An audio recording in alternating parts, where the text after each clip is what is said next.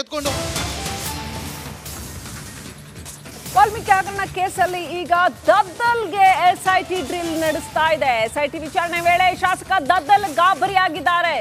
ಕಳೆದ 5 ಗಂಟೆಗಳಿಂದಲೂ ಕೂಡ ದದ್ದಲ್ ಅವ್ರನ್ನ ಎಸ್ಐಟಿ ಅಧಿಕಾರಿಗಳು ವಿಚಾರಣೆ ನಡೆಸ್ತಾ ಇದ್ದಾರೆ. ನಿನ್ನೆ ಇಡೀ ದಿನ ಇಡಿ ದಾಳಿ ನಡೆಸಿದ್ರು, ಇಡಿ ವಿಚಾರಣೆ ನಡೆಯಿತು. ಅದರ ಬೆನ್ನಲ್ಲೇ ಈಗ ಎಸ್ಐಟಿ ಅರೆಸ್ಟ್ ಆಗೋ ಭಯದಲ್ಲೇ ಇವತ್ತು ಎಸ್ಐಟಿ ವಿಚಾರಣೆಗೆ ಹಾಜರಾಗಿದ್ದಾರೆ ಶಾಸಕ ದದ್ದಲ್. ಒನ್ ಮೋರ್ ಅಪ್ಡೇಟ್ ಬರ್ತಾ ಇದೆ. ಎಸ್ಐಟಿ ವಿಚಾರಣೆ ವೇಳೆ ದದ್ದಲ್ ಸಾಕಷ್ಟು ಗಾಬರಿಗೊಂಡ್ರು. ಹಗರಣದ ಬಗ್ಗೆ ಪದ್ಮನಾಭ್ ಹೇಳಿದ್ರಾ ಅಂತ ಕೇಳಿದ್ರಂತೆ. ಅವ್ರಿಗೆ ಹಗರಣದ ಬಗ್ಗೆ ನಿಮ್ಗೆ ಗಮನಕ್ಕೆ ಬಂದ್ರು ಸುಮ್ಮನೆ ಬಿಟ್ರಾ ಅಂತ ಕೇಳಿದ್ರಂತೆ ಪ್ರಶ್ನೆಗಳನ್ನ. ನಿಗಮದ ಅಧ್ಯಕ್ಷರಾಗಿ ಈ ವಿಚಾರಗಳೆಲ್ಲ ನಿಮಗೆ ಗೊತ್ತಿರ್ಲಿಲ್ವಾ?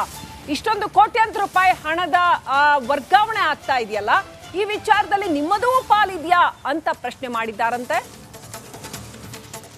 ಬಸನಗೌಡ ದದ್ದಲ್ಗೆ ವಿಚಾರಣೆ ಮುಂದುವರಿಸಲಾಗಿದೆ. ಇನ್ನಷ್ಟು ಅಪ್ಡೇಟ್ ಪಡ್ಕೊಳ್ಳೋಣ. ಪ್ರತಿನಿಧಿ ಅಜಯ್ ಕನೆಕ್ಟ್ ಆಗಿದ್ದಾರೆ.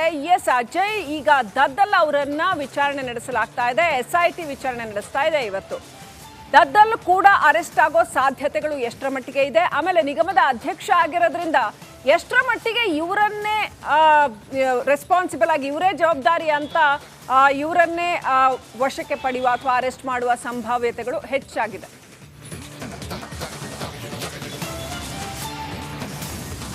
ಶ್ರೀಲಕ್ಷ್ಮಿ, ನಿಜಕ್ಕೂ ಕೂಡ ಹೌದು. ಯಾಕಂದರೆ ಇಲ್ಲಿ ಪ್ರಮುಖ ಆದಂಥ ಒಂದು ವಿಚಾರ ಅಂದರೆ ಅವರು ಈ ಒಂದು ನಿಗಮದ ಅಧ್ಯಕ್ಷ ಆಗಿರ್ತಾರೆ. ಸೊ ಹೀಗಾಗಿ ಯಾವುದೇ ಒಂದು ಹಣಕಾಸಿನ ವ್ಯವಹಾರ ಆಗಬೇಕು ಅಂದರೂ ಅವರ ಮುಖಾಂತರನೇ ಆಗಬೇಕಾಗತ್ತೆ. ಇಲ್ಲಿ ದದ್ದಲ್ ಅವರ ಒಂದು ಪಾತ್ರವೂ ಕೂಡ ಬಹುದೊಡ್ಡವಾಗಿದೆ ಅಂತಲೂ ಕೂಡ ಹೇಳಲಾಗ್ತಿರುವಂಥದ್ದು. ಅದಕ್ಕೋಸ್ಕರನೇ ಅವರ ಮನೆಯಲ್ಲೂ ಕೂಡ ಸರಿಸುಮಾರು 38ರಿಂದ 40 ಗಂಟೆಗಳ ಕಾಲ ಅಲ್ಲೂ ಕೂಡ ಇಡೀ ಶೋಧವನ್ನು ಮಾಡ್ತು.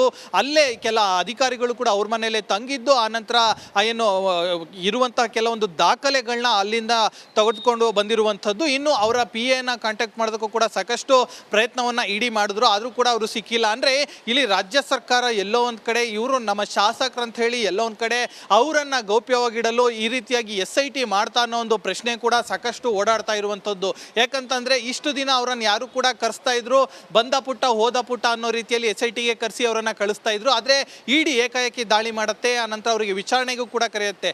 ಆದರೆ ಇವತ್ತು ಅವರಿಗೆ ಇಡಿ ಕೂಡ ಹುಡ್ಕೊಂಡು ಅವರ ಮನೆ ಬಳಿ ಹೋದಂಥ ಸಂದರ್ಭದಲ್ಲಿ ಅವರು ಕೂಡ ಮನೆಯಲ್ಲಿ ಇರೋದಿಲ್ಲ.